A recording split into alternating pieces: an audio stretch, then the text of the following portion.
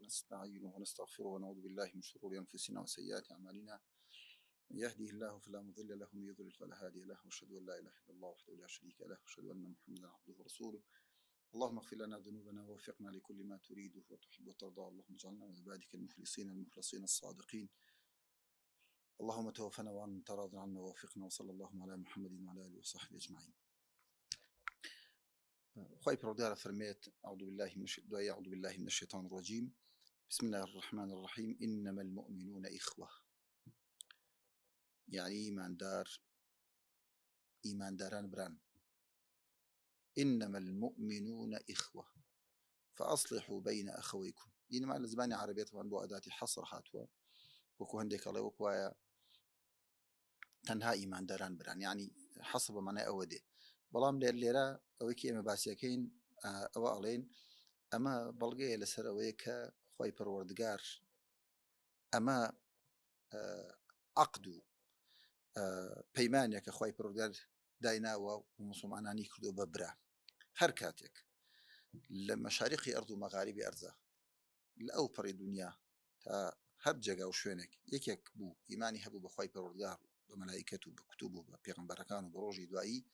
ئەوە برای تۆیە، هەر ئافرەتێک بۆ خوشکی تۆیە. ئەمە ئەو واجبەکە لەسەرت چی بۆ خۆت پێت خۆش بێ بۆ ئەو پێت خۆش بێ، چی بۆ خۆت پێت ناخۆش بێ بۆ ئەو پێت ناخۆش بێ و ئەو حەقە ئیمانیانە ئەبێ تەطبیق کرێ. لای ئێمە وەکو ئاەتەکانی دواتر باسیەکە ئین ئەکرەمەکم عیند الله ئەتقاکم، برایەتی لای ئێمە حەسر بۆ لە برایەتی ئیمان. بە معنایەکی تر ئیمانداران ئەوەی لە نێو کۆمەڵگای ئیسلامیە هەیە ئیمانداران بران و باشترین ئیتر ئەمە برامانە کورد بێ عەرەب بێ فارس بێ تورک بێ ئەوەی لەگەڵ دین و ئیمان و ئیمانی بەخوای پەروەردگار هەبێ و ئیماندار بێ برای ئێمەیە، هەموو حەقی برایەتی لەسەرمانە. وەکێ لە نێو خەڵکە میزانی تەفاضل باشترین کەسەوەیە کە متەقی بێ، بەڕستترین کەسیش لای ئێمە و کەسێکە زیاتر لە خوا ئەترسی، تر کورد بێ فارس بێ تورک بێ عەرەب بێ. ئێمە خەڵکێک کە ترسی خوای پەروەردگاری هەیە و هەموو ئەخلاق جوانی و ڕەوشت بەرزی و سوود و خێرێکی هەیە بۆ کۆمەڵگا، ئەمە لامانە بەڕێزە. ئیتر کوردە فارسە تورکە عەرەبە ئینگلیزە هەرچیە ئەگەر لە بینی دوو نەفەر دامن قیاس بکرێ، فارسێک تورکێک عەرەبێک ئینگلیزێک ئەمریکیەک لە خوا ئەترسێ سوودی هەیە بۆ خەڵکی خەیر الناس ينفعهم للناس کە پێغەمبەر فەرمێت خەیرترین خەڵکی ئەوەیە کە بۆ خەڵک سوودی هەبێ ئین ئەکرەمەکم عیند الله ئەتقاکم. خەڵکێک لە خوا ئەترسێ دین و ئیمان و پەیوەندی لەگەڵ خوای پەروەردگار بەهێزە، ئەخلاقی جوانە، هەموو خێر و خۆشێکی لێ هەموو خێر و خۆشێکی لێوە دەرەچێ. شخصێکیش کە خراپەکارە دوورە لە دین لە ئیلتیزامی شەرعی. ئێمە و نەزەر قەومیمان نییە کە بڵێن ئەمەی کە با خراپەکار بێ، با ڕێگر بێ، با دەست بێ، با ئارەخۆر بێ، با مجرم بێ، با قاتل بێ، با ئەخلاق ناشرین بێ، مادام کووردە لە فارس و لە تورک و لە عەرەب و لە کێوەکێ بەڕێزترە لامانە چون با ئەوە ئەولیای خوای پەروەردگاریش بێ. ئەمە لە ڕوانگەی شەرعی ئێمە جێی نادرێتەوە. لەوەکو لە فەرموودەکان هەتا دەعوها فەئینەها ممتینە. میزان لای ئێمە کێ لای خوای پەروەردگار خۆشەویستە لای ئێمە خۆشەویستە، کێ لای خوای پەروەردگار بەڕێزە لای ئێمە بەڕێزە، کێ لای خوای پەروەردگار بێڕێزە لای ئێمە بێڕێزە. ئێمەی موسڵمان ئاوا تەعاملەکەین سبەینە چونکە ئێمە هەمومان لە ئادەم و حەوا بووین و ئەم قەبائیل و ئەم شعوب و قەبائیل و نەتەوەکان هاتوون بۆ تەعارف و سەرخستنی یەکتر و تەعارف و یعنی هاوکاریکردنی یەکتر و خۆشەویستیە و بۆ ئەوە نییە کە فەخر بکەین بەسەر یەکترە بەوەی کە من کوردم یان تۆ عەرەبی ئەو فارسە ئەوەیە، یان خەڵکی ئەم شارە لە خەڵکی ئەو شارە باشترە، خەڵکی ئەم دێ لە خەڵکی ئەو دێ باشترە. نا، ئێمە تەماشای دین و ئیمان و ئەخلاق و چاکە و خێر و سوود و خواپەرستی بەرامبەرەکەین، تەماشای لەون و جێگە و شوێن و شار و زبانی ناکەین. ئەمە وەکو عەقیدەیەکی ئیسلامی چکەوە ئێمە میزانی تفاضلەکەمە ئین ئەکرەمەکم عیند الله ئەتقاکم، برایەتەکەمان ئینە من المؤمنین ئیخوە وەلا و دۆسایەتیمان ئینەما وەلیکم الله ورسوله والذین آمنوا. ئەمە خاڵێک ئینەما المؤمنون ئیخوە فاصلحوا بین ئەخەوەیکم. مەگەر لە نێو ئیماندارانە شتێک ڕوویدا دژی ئەم برایەتیە بوو، چونکە برایەتی یعنی خۆشەویستی، یعنی سەرخستنی یەکتر، یعنی بەختەوەری ڕاکێشان بۆ یەکتر، هاوکاریکردنی یەکتر، پشتیوانیکردن لە یەکتر، خزمەتکردنی یەکتر، بە پەرۆژبوون بۆ یەکتر، شی زۆر ئەگرێتەوە. ئەگەر عکسی ئەمانە ڕوویدا کێشە و مەشاکل دروست بوو فاصلحوا باقی مسلمانانە بێت بە ئیشی ئەم ئەوە هەڵسن ئەو ناخۆشیە لە نێو براکانیان نەهێڵن فاصلحوا بین أخويكم واتقوا الله وەلەخوای پەروەردگار بترسن لە قورآنە زۆر خۆی پەروەردگار باسی تەخوای کردووە کە تەقوا وتمان سەبەبی هەموو بەختەوەریەکانی دنیا و قیامەتە تەقوایش لە دوو شتا لە دوو پێناسەیە ڕوونە بێتەوە پێناسی یەکەم خۆپاراستنە لە غەزەبی خوای پەروەردگار لە تووڕەبوونی خوای پەروەردگار لە عەزابی خوای پەروەردگار بە تەرکردنی تاوان و ئەنجامدانی فەرزەکان یان تەقوا بریتێ لەوەی کە خوای پەروەردگار نەتبینێ لە جێگایەک بە عەقیدەیەک بە ڕفتارێک بە هەڵس و کەوتێک بە ئەخلاقێک بە لە جێگا و شوێنێک کە نەهی کردبی هەموو ئەخلاقێکی خراپ هەموو عەقیدەیەکی خراپ هەموو تەسەڕوفێکی خراپ هەموو هەڵس و کەوتێکی ناشرین هەموو جێگە و شوێنێکی خوای پەروەردگار حرامی کردووە نەتبینێ لەسەر شتێک کە قەدەغەی کردووی و لە هەر جێگە و ئەخلاق و ڕەوشت و ڕفتار و کردارێک خوای پەروەردگار دایم تۆ ببینێ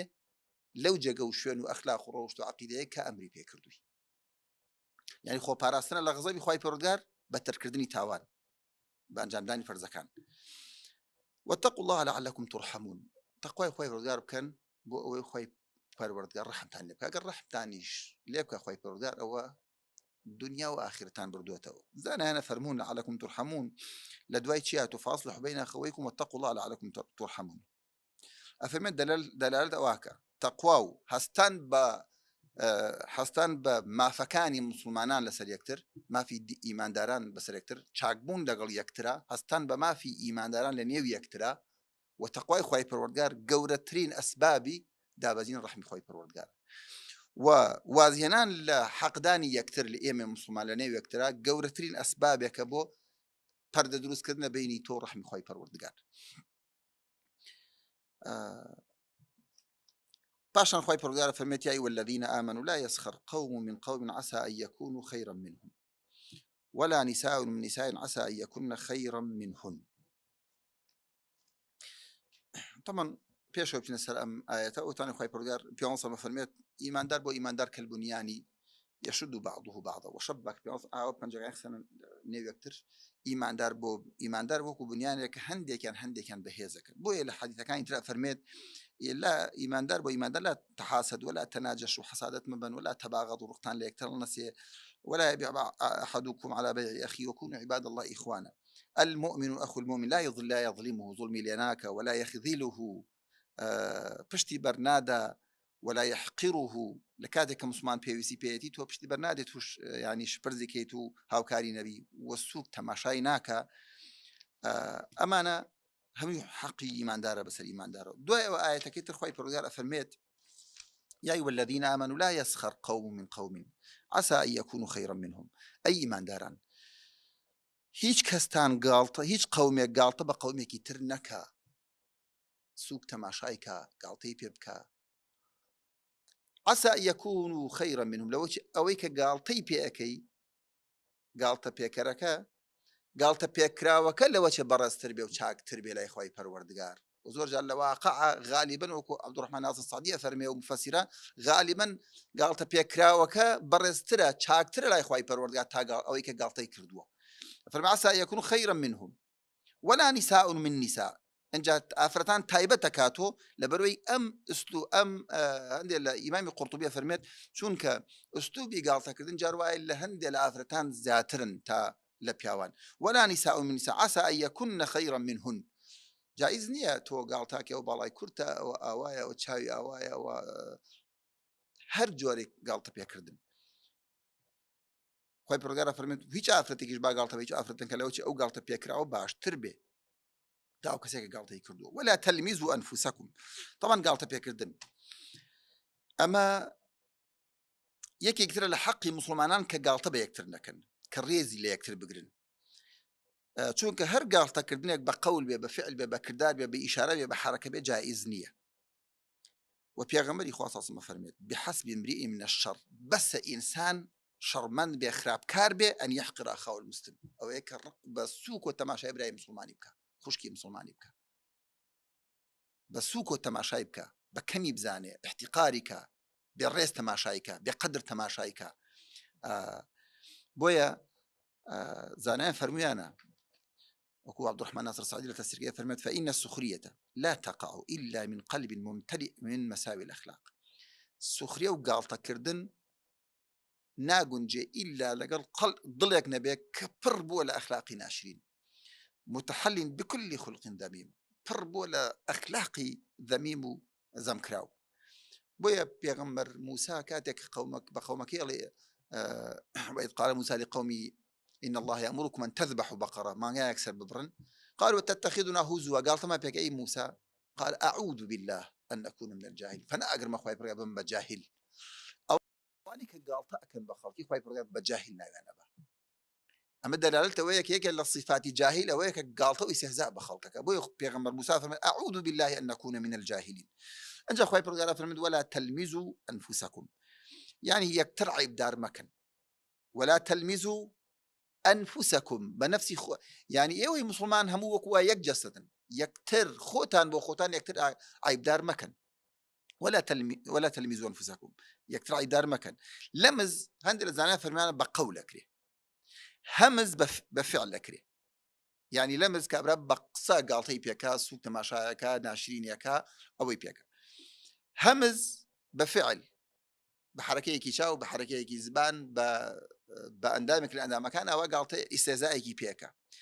شبه فعل به بإشارة به بأماجة به شبه قول به هردو كلا صام مسلمان حرام كلا أخوي برجع هرشي أجري داو فالموين لكل همزة لمزة كبو قولة همزة كبو فعل وإشارة وحركة بهمش شوازي قالتا كردن مسلمان خراب اسم بدأ خو مصيبة كمان وياك جروا خلقي شارك قالتا بشاركي تركا خلقي زبانه قالتا بزمانه تركا لوني قالتا أمس رشا أو سورة أو سبيا قالتا بلوني تركا أما زوز مصيبته شو أجا قالتا كردنا كدبة خلقي به أما الرشا أما بالاي كرتا أما تشاوي أوايا لوتي أوايا دمي أوايا أما قالتا كردنا كأجرته بو قالتا كردن بخواي بروردار خطر زور خواي بروردار دروسي كرو خوي دروس نكردو وأجر قالت كردنا كش برفتارو كردارو أوانا به يعني تو بخود معجبي بويا قالتا بصفات خلقك أجر حليه تاواني خرابيكي هي لصفات وهلسو كوتيان نصيحته أمشقاري واجب الشرعي نقالتا بيكردن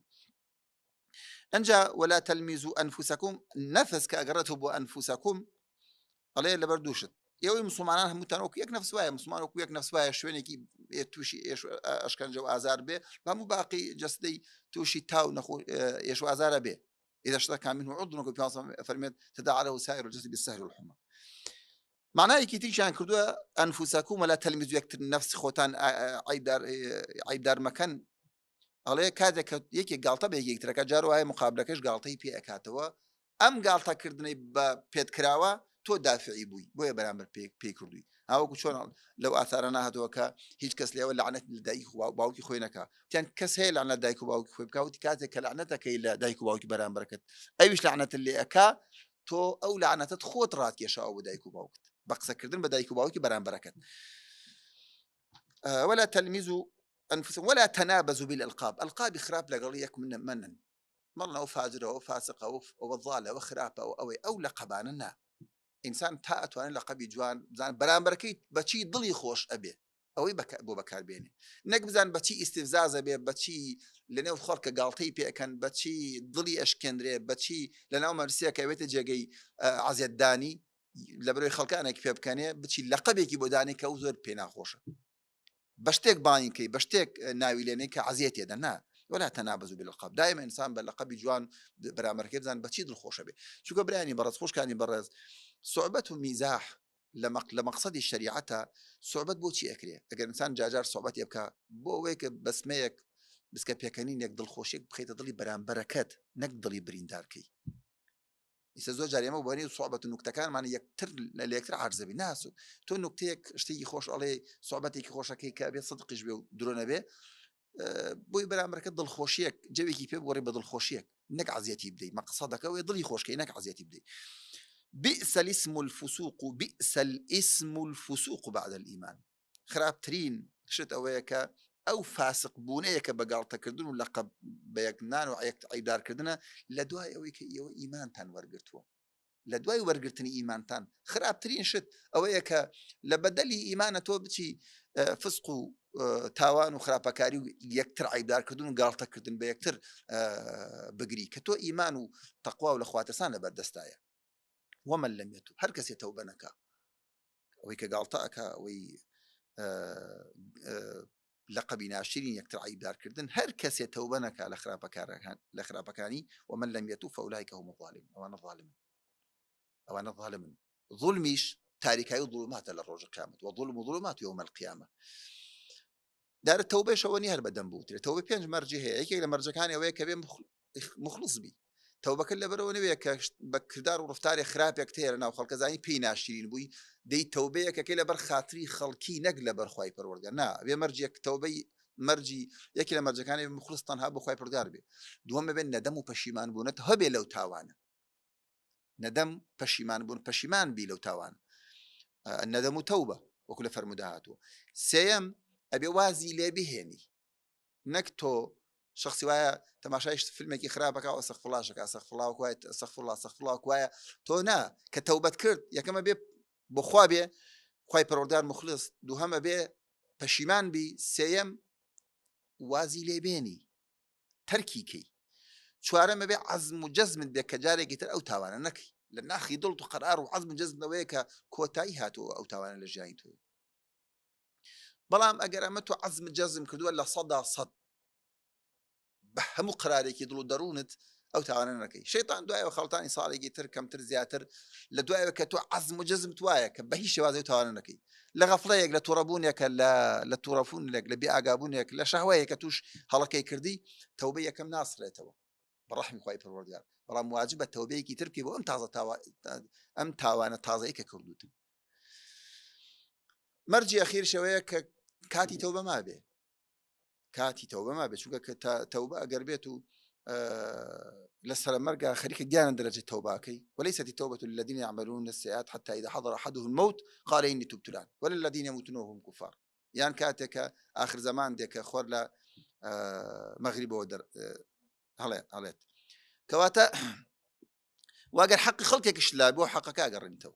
أجر حقك مادي وأجر خد بهر وسيلك لوسيلة كان تبرجي خلقك تروح بشواز المهم هي حق هر حقي هر كيك اللي بيه حقك بجرنتو أجر حقي خلق أو شرطيش وزيادة يا أيها الذين آمنوا اجتنبوا كثيرا من الظن خوي برجعت ما إيمان دارن خوتان بدور بجرن لزور لجماني خراب كثيرا من الظن إن بعض الظن إثم هند لو ظن جمانا تاوانا خۆتان پارێزن لە زۆر لەو گومانێکی زۆر هەیە کە هیچ بەڵگەیەکت نییە سەری گومانێکی زۆر لە دڵ تا دروست بووە بەهۆی ئەم گومانە خراپە بەرامبەر بە مسلمان و توهمەیەکی خراپ لە دڵتایە بەبێەوە هیچ بەڵگەیەکت هەبێ ئەم گومانە لە دڵ تاکامێنێت و وردە فعلت بۆ دروستە بێ قسەت بۆ دروستە بێ غیبەتت بۆ دروستە بێ ئەمانە ئەڵێت خۆتان بپارێزن بۆیە ئینسانی مسلمان نابێ گومانی خراپی بە خەڵک هەبێ ئەبێ گومانی چاکی بە مسلمانان هەبێ ئەبێ گومانی چاکی بە مسلمانان هەبێ بۆیە هەندێک ئەگەڕنەوە لە سەلەفە فەرمویانە تا پێت ئەکرێ گومانی خەیر بەرە تا پێت ئەکرێ گومانی خەیر بەرە ئەگەر هیچ عوزرێک نەما هەچی عوزردانە ئەگەر وابوو هیچ عوزرێکی نەما لە دڵی تۆ هەچی عوزرت بۆ دانەوا دەرنەچوو بڵێ لەوە ئەچێ عوزرێکی هەبێ من نەیزانم بۆی خۆت بپارێزی لە تاوان و خراپەکاری ئەمە شخصی وایە کە جار وایە کە گومانێک تێ گومانەکان بەڵگەی ڕوون و ئاشکرات هەیە لەسەر ئەو گومانەت ئەمە قزەیەکی ترە بابەتێکی ترە ولا تجسس ئەوەیە کە شوێنی عیب و عاری تەفتیشی بەرامبەرتان مسلمانی بەرامبەرتان مەکەن تەفتیشی کردار و عیب و عاروشتەکانی متابعی بکەن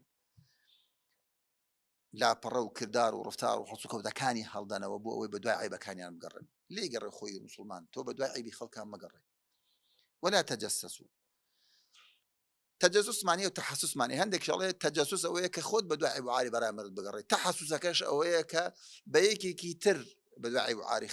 بگەڕێ لە نەتیجە هەردووکی گەڕانە بە دوای عیب و عاری بەرامبەرەکەت ولا يغتب بعضكم بعضا چونکە بەڕاستی برایانی مسلمان خوشکانی مسلمان ئەو کەسێ بە دوای عیب و عاری مسلمانانە ئەگەڕێ وەکو لە فەرمودەکانە هاتووە يا معشر من آمن بلسانه ولم يعني أي معشر يعني كإيماني بزباني هاوردو بدلي شوا خلافي أو هي لا تتبعوا عورات المسلمين أو كما قال النبي صلى الله عليه وسلم شويني عورات وعيب عاركان مسلمان مكون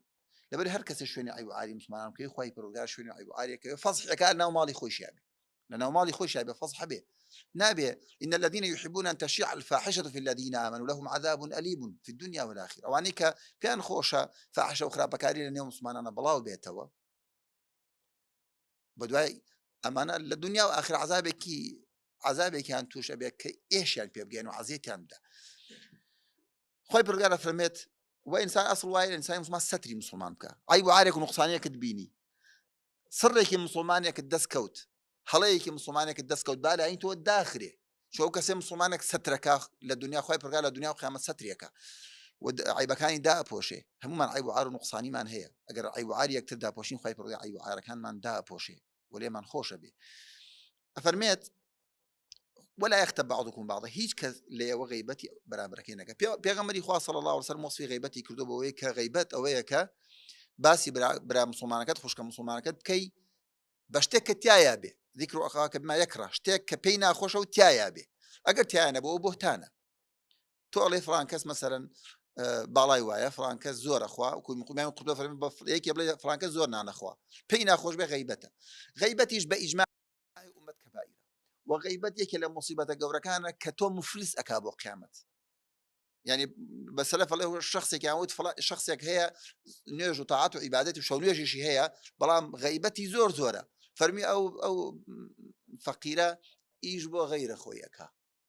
أعمالي صالحة كان غير خوي ابن بوي السلف فرمي أنا با أو كيسو أو جامطا أو شتيك أعمال كانتي تيخيبا كنا بيجيركي شو أجر جامطاي يكون کیسێکی کون بێری با بڵێن ژێرەکەی کون بێ ئاڵتونی تێخی پاری تێخی زیوی تێخی ئەڵماسی تێخی هەرچی تێخی ئەڕوا و خەڵکی تر کۆیە کاتەوە بۆیە خەڵکی وایە عەمەلی ساڵحاتێکی زۆرەکەوێ ئەیداتە ئەموو ئەو بۆیە غیبەت مصیبەتێکی زۆر گەورەیە و تاوانێکی زۆر گەورەیە ناو مجتەمەعە ئەوە تانێ خی پەروەردگارە فەرمێت تەمان دیارە زانیان فەرمیان هەندێک حاڵەت هەیە بۆ یەکێک قسەی زەواجە دێژە فلانە کوڕ چۆنە فلانەکە چۆنە تۆشەندی لە طبیعەت و وەزعشتێ زانی ئەمە غیبەت نییە بەقەدەر پێویست و ئەوەی کە بەرامبەر پێویستی پێیەتی و ئەو قەزیە پێویستی پێیەتی نەک تەفسیلاتێکی زۆر کە لە حەدی پێویست دەرەچێ بەقەدەر کە پێویستیان شخصێکە چلایەکێک دەرزە خوێنە کە ئەهلی بیدع و خراپەکاریە یانێکێک لەگەڵێکی معاملەیە بکە ئەمە کە تۆ پێی ئەڵێ مەسەرەن پرسێک تەکە مەشورەتێک تەکا لەگەڵ فلان کەسە تۆ شتێکی لێزانی بۆی تووشی زەرر و خراپەکاریەک نەبێت بەرامبەر مەسەڵ فێڵبازێکە شتێکە ئەوە چەند حاڵەتێک هەیە کە زانیان دیارە سەکاتی ئەوە نیە تەفسیلی درک کاتەکەما بۆ ڕۆکۆتاییە چێ أيحب أحدكم أن يأكل لحم أخيه ميتا فكرهتموه زانایش فەرمووی ئەگەر غیبەتێکێکت کرد ئەگەر ئەم غیبەتێکێکت کرد ضرورە ئینسان بین خۆی خۆی بڕات تەوبە بکە و ئەگەر بزانین لە 100% بەرامبەرەکەت عاجز نابێ ئەزانیت برادێکی خۆتە بۆ شتێکی واشت نەوتووە کە بێتە مای عازی گەورەی ڕۆڵەکە مشکتان خەڵتان ئاوام وتووە گەردن تازاکەەوە ئەوە گەردنازایی لێ وەرگن شو داوای گەردنازایی لێ بکە و ئەو کەسەی کە داوای گەردنازایی لێکرد چاک وایە عەفوو بکە فمن عفا وأصلح فأجره على الله ئەوەی عەفووەکە ئەجرەکەی لەسەر خوای لای خوای پەروەردگار زۆر گەورەیە خوای پەروەردگار پاداشتی بۆ دیاری نەکردووە لە گەورەی ئەجرەکەیە لە گەورەی ئەجرەکەیە بۆ ئینسان داوای گەردنازایی لێکرا با گەردنازا بکە عەفوو بکە بەڵام ئەگەر بزانی باسی بکەی لای بەرامبەرەکەت کە من غیبەتم کەوێتە مای تەفریقە و بغض و ڕقوقینە و لێکدابڕان و دەیان و سەدان غیبەتی تری بە دوایە دێ و مەشاکلمان چاک وایە پێی نەڵێ بینی خۆت و خوای پەروەردگار تەوبە بکە وەلەو جێگە و شوێنانەی کە بە خراپە باس کردو بە چاکە باسی کە و یعنی ئەو ناحەقێ بگەڕێنە دواوە بووی و داوای لە خۆشبوون ئەوەی بۆ بکە و چاکی بەرامبەر بکە خوای پەروەردگار لە باسی گەورەی ئەم غیبەتەمان بکە فەرمێت أيحب أحدكم أن يأكل لحم أخيه ميتا فكرهتم ئایا هەرێکێک لێوە پێی خۆشە گۆشتی براکەی خۆی بە مردویەتی بخوا پێتان ناخۆشە دەبا غیبەتەکەشتان پێت ناخۆش بێ بۆی عولەما فەرمێت غیبەت بە ئیجماع کەبائیرە تاوانێکی گەورەیە و بێ ئینسان زۆر ئاگای لە زبانی بێت وەکومان ئەم خێرات و حەسەناتەی ئەو کردارە وەرگیراوانەی کە بە فلتەری ئیخلاص و وەرگرتن هەمووی تێپەڕ بووە لە ناو ئەعمالی ساڵحانی تۆ نووسراوە ئەوە یەدرێتێ بۆیە حەماقەت و حاشا حازریان لەوەی کە گوێی لەمانە بێعەقڵێکی زۆر گەورەیە کە تۆ خێر و چاکەکانی خۆت بدێ بەیەکی کە لێ بێتاقەتی چونکە غیبەتیەکەی زۆر سەبەکەی کە بێتاقەتی غیبەتیەکەی بدێ بەیەکێک کە زۆر لێ بێتاقەتی بۆیە ئینسان هەوڵ بدا خۆی پارێزێ بۆیە ئیمامی بوخاری فەرمێت لەو کاتێک کە زانیمە غیبەت حرامە ڕجام وایە بگەم لە خوای پەروەردگار غیبەت یەک مسلمانم نەکردبێ بۆیە ئینسان هەوڵ بدە خۆی پارێزێ بۆیە ئیمامی بوخاری فەرمێت لەو کاتێک کە زانیمە غیبەت حرامە ڕجام وایە بگەم لە خوای پەروەردگار غیبەت یەک مسلمانم نەکردبێ دیسان خی پرگار واتقوا الله تقوای خی پرگار بکەن چکە تقوای خی پرگار سەبەبێکە بۆ هەموو ڕزگاربوون لە هەموو غەزەبێکی خی پرگار بە تەرکردنی هەموو خراپەیەک ئەگەر خراپەیەک تشکرد سریع تەوبە بکەیت و بگەڕێتەوە بەلای خی پەروەردگار واتقوا الله إن الله تواب رحيم خی پرگار تەوابە تەوبە لایانی عەبدۆ بۆ خی پەروەردگار عەبد وازێنانە لە خراپە بەرەو چاکە چوون لانی خی پەروەردگاریش موفقکردنی و عەبدەیە کە تەوبە بکە و قبولکردنی خی پەروەردگارە بۆ تەوبەی عەبدەکەی ئەگەر تەوبەیشی کرد خی پەروەردگار بەڕەحم و لوتف و کەرەم بەزەی خۆی لەو غەڵەتانی کە ئەیکەی کە تەوبە ئەکەی خی پەروەردگار هەموو خراپەکان دەکات بە چاکە فەولایکە يبدل الله سيئاتهم حسنات إن الله تواب رحيم خی پەروەردگار تەواوی ڕەحمیە بەسەر هەموو بەندەکانیە وەڕەحمی فراوانی هەیە وخی پەروەردگار بەڕەحم و لوتف و کەڕۆم بەزەی خۆی داواکاری لەخۆی بەڕەحم و لوتف و کەڕۆم بەزەی خۆی مانکە بەهلی تەوبە بەهلی تەقوا و دوورمان خاتووە لەم هەموو سیفەتە ناچیرێنانی کە نەهی لێ کردووە وكاتك لم دنيا درمانك خوي من راضي به وصلى الله على محمد وعلى آله وصحبه أجمعين.